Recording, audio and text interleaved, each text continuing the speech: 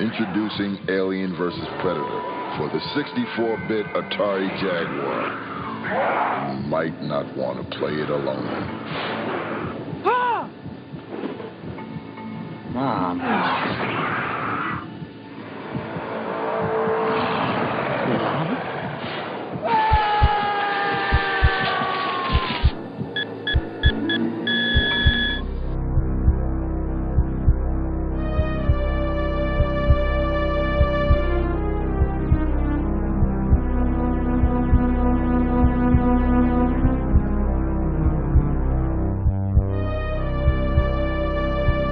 Alien vs. Predator is considered the Jaguar's killer app, chosen as Japan's pack-in game and starting life on Lynx, as several other Jaguar exclusives did. It's no doubt a landmark title, non-linear, and sharing a lot of design concepts with much more modern, open-ended games, just dropping you down and leaving you to your own devices on where to go and what to do. It's truly a fascinating game. The lack of music really hits that alone in deep space feel, the constant threat of death ever looming in the distant corridors and buzz of the fluorescent tube lights. So you play as either Alien, Predator, or Marine. The monsters have to fight to the Alien Queen, while the Marine has to locate keycards for escaping. The Alien is the frantic playstyle, easily killed, but by killing humans with claw, tail, and claw again, you cocoon them, up to 3 at once, and upon death these eggs hatch and you carry on from that egg, as if setting a breadcrumb trail of checkpoints. I never caught onto this at first, as it's an oddly specific series of buttons for something that's a pretty core mechanic to the Alien's playstyle. But still, it's very cool. Since the Alien is the agile class canon, it's neat to see a mechanic like respawns being used as a counter to that weakness, in a way that still makes the character feel powerful. The Xenomorph just runs around and stabs dudes in the chest like a vicious little gremlin, it's great.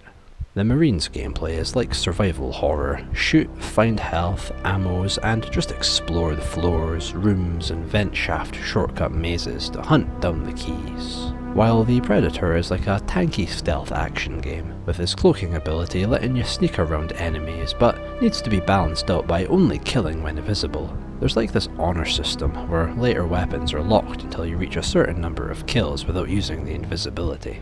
Health packs are also stockpiled into this bar that you filter into your health like a kinda inventory sponge. So you roam with the cloaking on and decloak when in range to kill and rack up points for the longer ranged attacks that you'll definitely need in the endurance of fights near the end. It's my favourite one, as it's shorter and focused, and also just because the Predator can't access the confusing maze of shortcut ventilation tunnels, because I guess he's just a big ass, chubby ass, chunky ass boyo. But yeah, these 3 very different playstyles change the feel of the core labyrinth crawling gameplay in very cool ways. The Marine is my least favourite, but I still like how they immerse you into the role with the sheer lack of direction, no greater motives other than mere survival. The sudden appearance of the aliens from behind opening doors, the frantic backing off and firing, trying not to get caught up on the walls, playing as the human turns this into a proper horror game, whereas the monsters, it's more a methodical action game. Even killing the alien, you gotta be careful where its acid blood pool will drop, blocking that path. You're just never safe. And I like the Predator's feeling of having to hold back your power like a barbarous ninja who refuses to act dishonorably. The colour distortion that layers over the whole world when invisible looks so fucking cool. There's like 10 visual effects and they're all so cathartically deep fried looking. Even the UI gets distorted, and the facehuggers too, who are by far the most annoying thing in the game, as they stop you moving, drain your health, and take forever to leave. It's pretty much a death sentence that's hard to see coming. I like the transparent HUD though, overlapping with the environments. The map can basically be left on screen the whole game like this.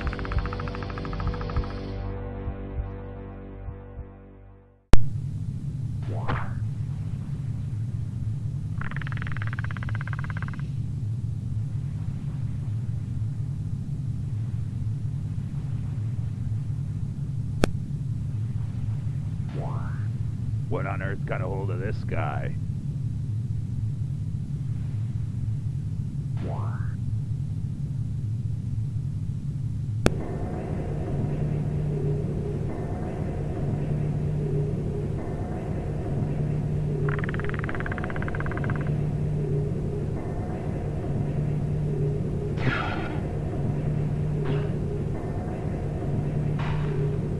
Everything just looks so dull and industrial. Endless ceiling lights far into the distance blend with the fading walls. An eternal dystopian backrooms. The faded washy colour adds to this almost fake warmth, like an abandoned mall or some kind of underground city from a dream.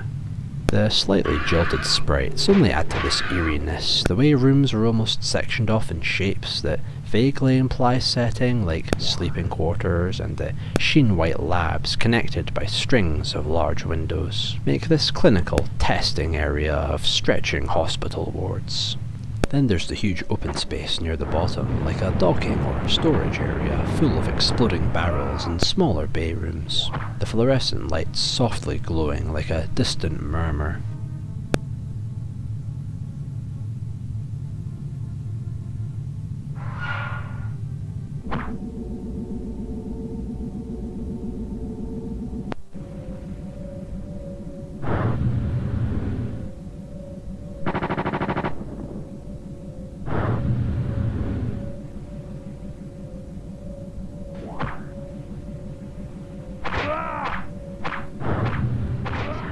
The machine hums and startling clanks of opening doors, and the distant roars of the beasts.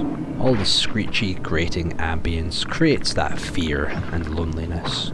It's impossible to pinpoint the source of any sounds. There's just such a cold, eerie lull over the whole experience, like the void of space is already worked inside.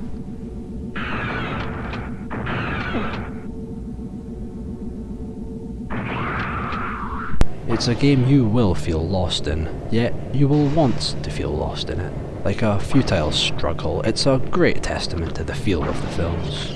The alien's ship is like a skin cave, scaly intestines of a mechanical beast, a nightmarish prison, yet still with those odd little corners that are warmer and gently lit. And the Predator's ship, with its sandy clay walls like sickness and rot. With no obvious source of light, these areas ooze an ominous, unnatural, sharp tint, like the walls are emitting glow through their rocky pores. You'll never have any sense of place. It's one big, intricate, nonsensical puzzle with seemingly infinite ins and outs. It's a really unique and interesting design, as it's mostly just about surviving and slowly chipping away at its ceaseless labyrinth. And man, I just fucking love walking into a whole ass warehouse full of the same wooden drawers. Also, the cheat codes in this game are fucking insane. I mean, Jaguar games in general get pretty crazy here though, since like, you know, there's a whole 12-ass keypad, phone dialing pad just sitting there not really doing much. So they realize you can use that for cheats and they go pretty freaking crazy with it. You'll often have to hold multiple numbers down at once, like playing Twister with your fingers. Using cheats becomes its own little game. Even just entering level codes as fast as you can feels like activating like a cool secret function or skillfully pulling off an exploit.